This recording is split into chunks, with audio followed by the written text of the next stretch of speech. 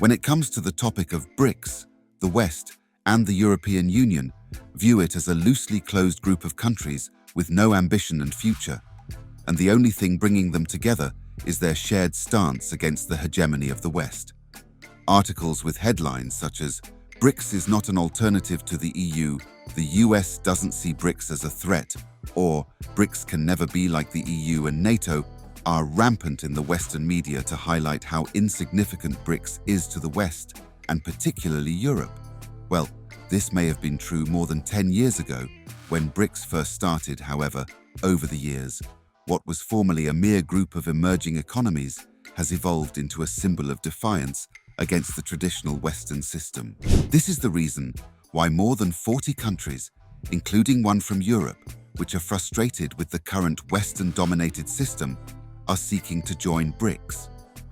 In the typical paternalistic and superiority complex of the West and the EU, they have forgotten the countries of the Global South, which play a very significant role in why, in a few years' time, BRICS will become a very big threat, especially to the European Union. In this video, we will show you how significant BRIC is and how it's going to overtake the European Union. Critics of BRICS contend that BRICS is characterized by members with open conflicts with each other, as in the case of China and India, Egypt and Ethiopia, and Iran and the UAE. Hence, the group will not be able to achieve much on the global stage because the conflicts between the member countries will make it difficult to agree on issues, unlike the European Union, whose member countries are closely linked not just economically, but also politically. Well, you certainly cannot compare the unity and cooperation of members of the European Union, which started in 1958, to that of the BRICS, an organization that started in 2009. Just like BRICS, the European Union started as an economic group with 6 countries that sought to foster economic interdependence in order to avoid conflict after the Second World War. There is no doubt that among the 6 countries that started the European Union, 1 or 2 had conflicts with each other. Yet, that didn't stop them from forming the Union, and today, the European Union has evolved from a mere economic group with 6 members to a unique economic and political union between 27 European countries.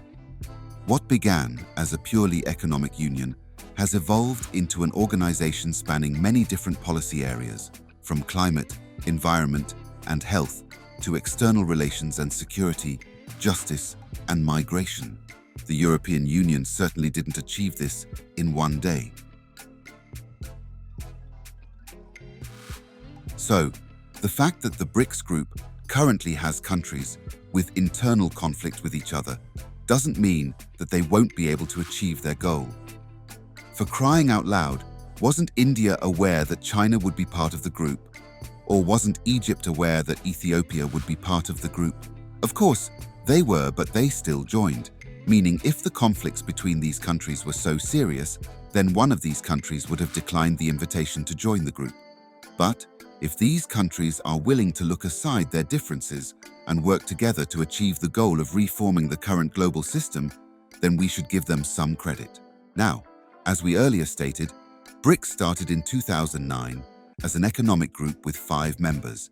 However, the group has begun to evolve from a mere economic group to one that is now advocating for the reform of global institutions and introducing tangible initiatives to bring about such reform.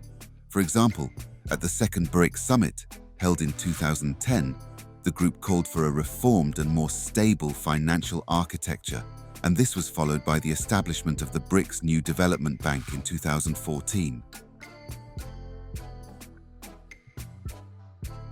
BRICS has also evolved in terms of its approach to peace and security. While the BRIC states were originally conceived through the lens of economics, this is arguably no longer the case. This security dimension of BRICS became apparent in March 2011, when 4 out of the 5 BRIC states chose to abstain from the United Nations Security Council, UNSC, Resolution 1973, which addressed the international response to Gaddafi's actions in Libya. These BRICS members who abstained from the vote were of the view that there should be no military solution to the conflict in Libya and were cautious about possible unintended consequences of an armed invasion. And guess what? They were right. The international military intervention in Libya is what has led to the current state of the country. In 2014, BRICS again espoused a more cohesive view, this time regarding Russia's annexation of Crimea. Brazil, China, India, and South Africa came out in support of Russia by abstaining from the UN General Assembly resolution that criticized the Crimea referendum.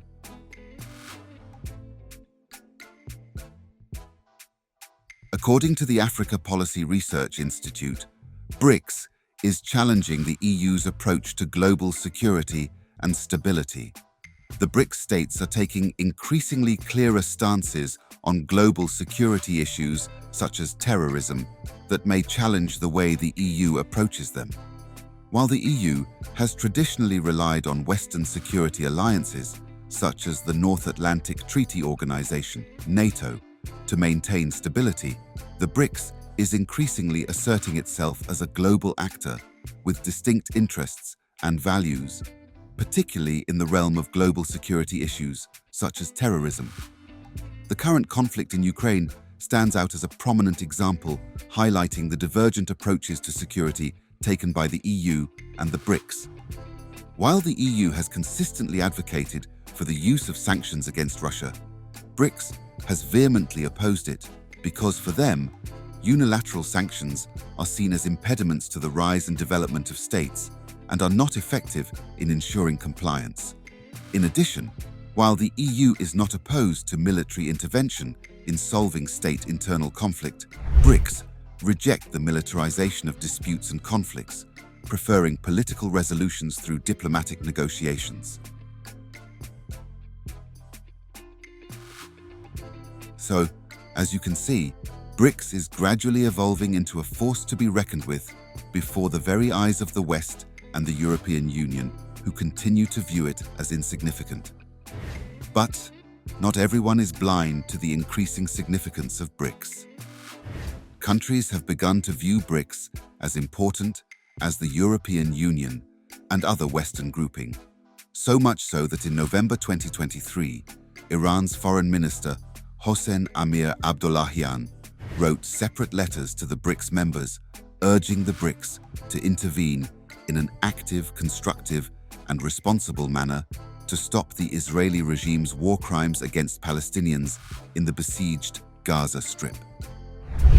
This call was seemingly heeded by South Africa, who, on 29 December 2023, brought a case against Israel at the International Court of Justice, ICJ, accusing Israel of violating its obligations under the Genocide Convention.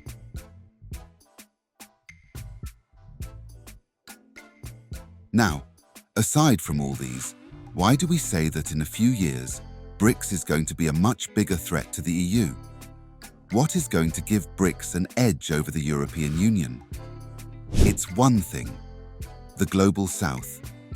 BRICS, through its founding principles and its evolution over the years, has been able to capture the attention of countries of the Global South.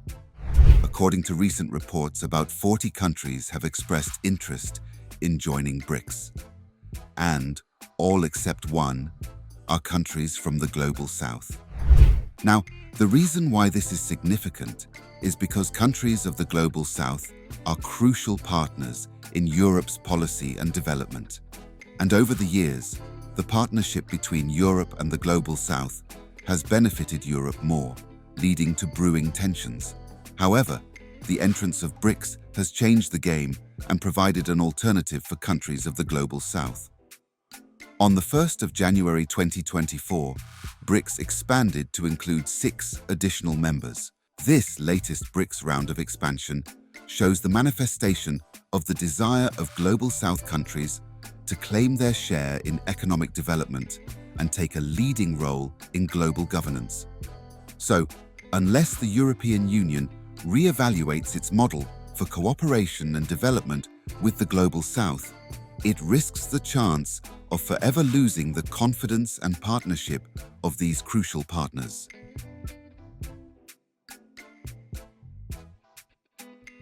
Following the latest round of expansion, the BRICS now represent close to half of the world's population and make up 36% of the world's gross domestic product, more than that of the G7. This means the power of the Global South can surely no longer be denied on the big stage of world politics. The Global South's dissatisfaction with the Western financing model explains part of the accelerating appeal of BRICS. And China has been exploiting this dissatisfaction, with Western-dominated institutions stepping in as an investor and lender of last resort for these countries, thereby strengthening its economic and financial ties with the Global South.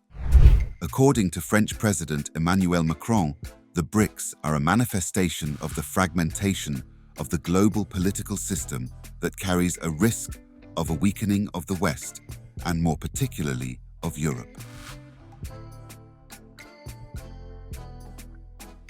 So, despite the fact that the BRICS are still far from forming one homogeneous group with clear political common interests and goals, the fact is, its common economic interests, its common stance against the hegemony of the West, and its gradual evolution are capable of shaking the foundation of the current global economic and financial system. What are your thoughts? Let us know in the comments section below. Don't forget to like, subscribe, and share.